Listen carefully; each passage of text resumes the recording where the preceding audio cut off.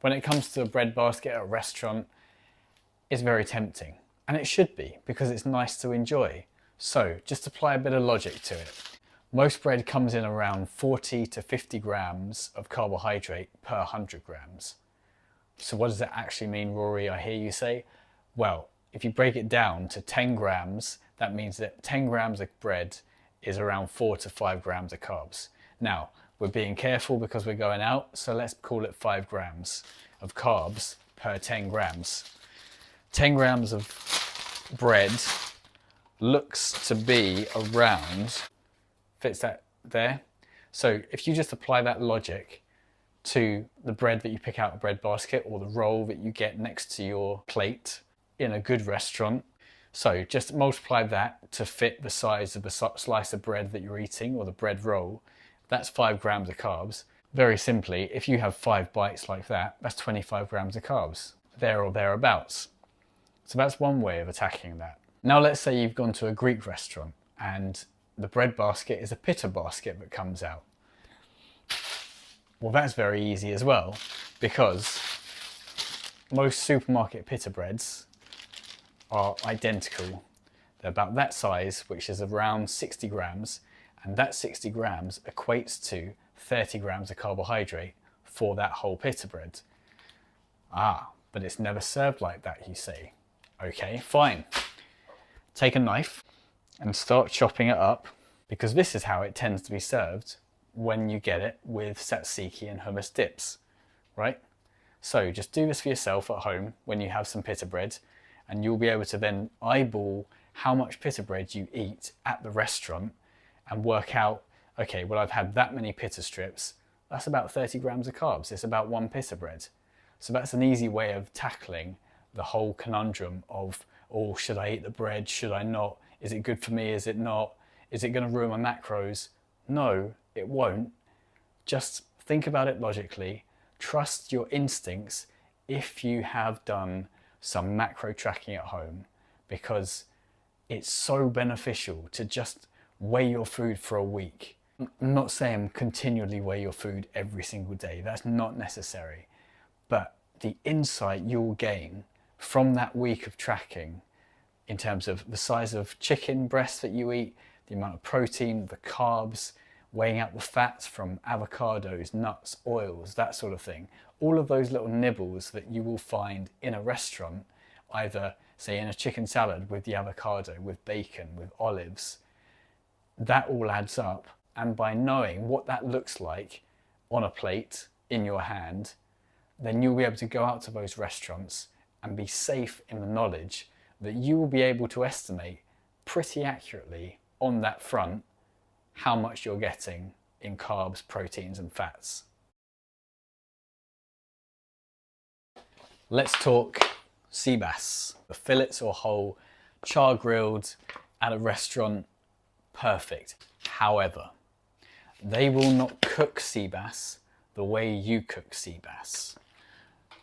You may use an air fryer, you may use a griddle pan, hell, you may even bake sea bass and ruin the good flavour possible with it. The point is, even if they're using a charcoal grill, this will be marinated in so much more oil than you would consider putting on yourself. See the nutritional values here? Use that as a guideline and then add on the fats from there when you go out and order sea bass. I've worked in restaurants and been in restaurant kitchens that actually keep their sea bass in a bucket of olive oil. And what that does is, well, it enhances the flavour for one thing. It also keeps them smelling and tasting a lot fresher for longer, which obviously every restaurant wants. But what that means is if it's marinated in that much oil for that long, then the fish is going to absorb a lot of that oil. The rough estimation is that if it's marinated in completely submerged in oil, it's going to absorb anywhere up to 20 to 25% of that oil along the surface area of the fish. So if it's a massive fish, that sea bass is no longer low fat. It's going to taste amazing, but it's worth bearing in mind. Do you think a restaurant will be using olive oil spray to keep your macros down? Then you've got to factor in how much oil is going to stay on the skin and on the surface and is going to be cooked into that. Obviously, it's going to be a lot less fat than, say, a salmon fillet or a leg of lamb. But this is how you go out to a restaurant and stay on track, by factoring in all these different variables. But don't get paranoid. Please, please don't see this as a way of excusing you from going out and socializing. It's a treat and a luxury to go to a restaurant. So treat it as such and enjoy it. Enjoy that process. Because it's a special thing having someone wait on you, having someone cook for you. So as long as you've been a bit sensible during the day, done your research on the restaurant that you're going to, so you have a rough idea about what you might order, then the fact that they don't have nutritional values online, because it might be a local restaurant, it's fine. And if not, speak to the waiter or waitress. Ask them if they can leave something out, if they could fry or grill whatever your food is in a bit less oil, in a bit less butter. What's the worst that could happen? They say no? Fine. A restaurant kitchen will always have the staples and the basics. So if worst comes to worst, you can just ask, can I have some chicken? Can I have some salad? Because at the end of the day, they want your money. They want it to taste good. They want to make you happy. Let's look at rice, because it's a popular option when we eat out at a restaurant. Per 100 grams of cooked rice, it tends to value around 30 to 40 grams of carbohydrate, depending on the rice type. So let's weigh out some cooked rice and see what that looks like. I tend to weigh my rice uncooked, but it's really useful to weigh it cooked because that's how it's going to be served in a restaurant. This dessert spoonful is 20 grams. Now what that then equates to is around 8 grams of carbs if we overestimate and play it safe. So just remember that every time you take a bite, log it, track it, and you'll be pretty close to accurate.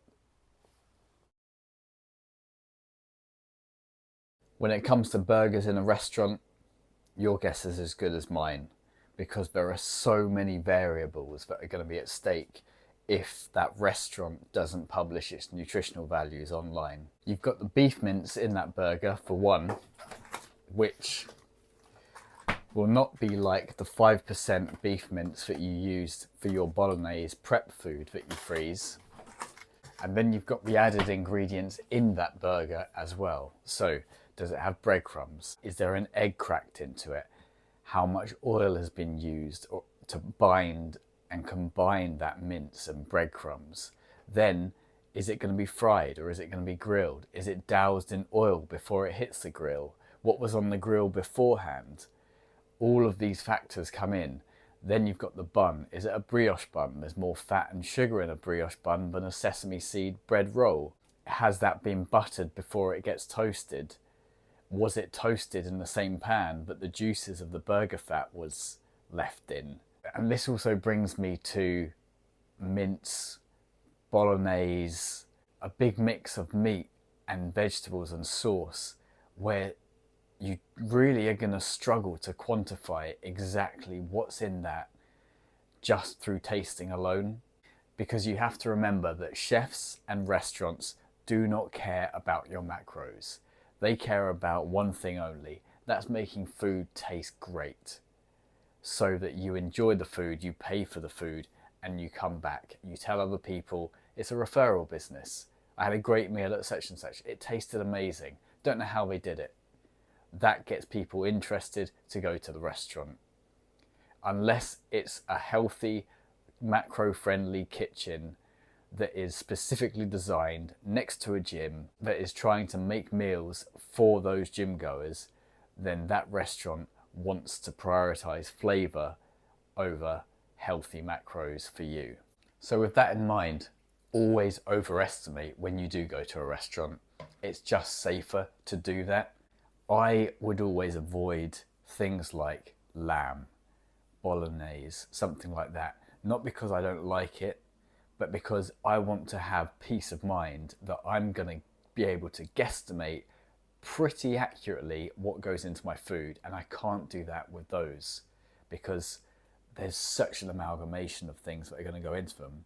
The same applies to curries, which is important to note because unless a dish specifically says chicken breast or cubes of chicken, there's a high chance that they're going to be using chicken thigh or the dark meat from chicken because of two things: flavour from the fats, and two, because it's cheaper. Let's look at another example. Gyoza at a Japanese restaurant. You might think that this is a hard one to track, but let's do our best. One plate of vegetable gyoza here and another of chicken. So using shop-bought frozen gyoza, which are actually pretty decent from Itsu, I remember these nutritional values going into the restaurant. For 5 gyoza, 20 grams of carbs, 8 grams of protein, and 4 grams of fat. The big difference here is that these values are for steamed gyoza at home and not fried gyoza by someone else who's more liberal with the oil. So with a plate of 4 at the restaurant, I'm going to err on the side of caution and say that the carbs will be between 20 to 25 grams and the fat will be at least double, owing to the cooking method and just not knowing what other good stuff is inside those gyozas. It won't be the same chef every single time. This applies to McDonald's as much as it does to your local Italian. Whilst they may publish the nutritional values online and have a certain way of cooking whatever food it is, for instance, if you go to Pizza Express, they'll be told, okay, you put a handful of cheese on this pizza, then you add 10 to 12 pepperoni slices, but one chef's handful of cheese will be another chef's half a handful of cheese. They may be tired, they may be energetic, whatever factors are playing into it, they may be rushed off their feet, or they may have way too much time. Whichever one, they could just decide to sprinkle a little bit less or a little bit more. That's where you have to go out knowing that you're not going to be 100% on track and accept it, because it's okay. It's not a bad thing. Remember, you're paying for the enjoyment of the experience of having someone cook for you rather than you doing it yourself. So embrace that, accept that you're not going to be 100% on track that day, and it will be safer to overestimate rather than underestimate. Because another important thing to remember is they could have used any amount of oil or butter to cook your food in. It may have been left over from the previous time they used that pan. So you just don't know exactly what's gone into that food. 1 tablespoon of extra virgin olive oil or sesame oil is 10 grams, but another tablespoon of that will disappear in your food and you wouldn't even know it, and that's 10 more grams of fat. So I'm not here to scare you off going out to restaurants. That's not the idea of this video. I think it's really important to just factor all these things in whenever you do go out, and then report back to your coach or yourself, your friends, whatever. Yeah, I've been on track. I've hit my macros every single day for 6 months. There's got to be some room for error there, and that's fine because we're not perfect. Building the body of your dreams is not a perfect science. There'll be constant adjustments to your training, to your nutrition, and that's why it's okay to be 80% consistent most of the time and to enjoy these moments when you do go to a restaurant, because then you savor the experience, the food that's different. And once you start experimenting with your own cooking and knowing what goes into your food and what those macros are, then you can go to a restaurant and taste something and think, okay, in this pizza, that's definitely not reduced fat mozzarella because I'm picking up a lot more creaminess, a lot more flavor, and the amount of cheese on this pizza is about twice as much as I would put on my own pizza. Likewise, you go to a Turkish or a Greek restaurant, you look at a bowl of rice straight away and know, compared to your own rice, that carb-wise, it could be about the same. It will usually be less than the amount of rice that you would serve yourself, but remember, the flavor and the texture will be improved by oils or butters. And that's when you can start adjusting those macros in your head and getting a better idea about what's gone on in your food in that restaurant.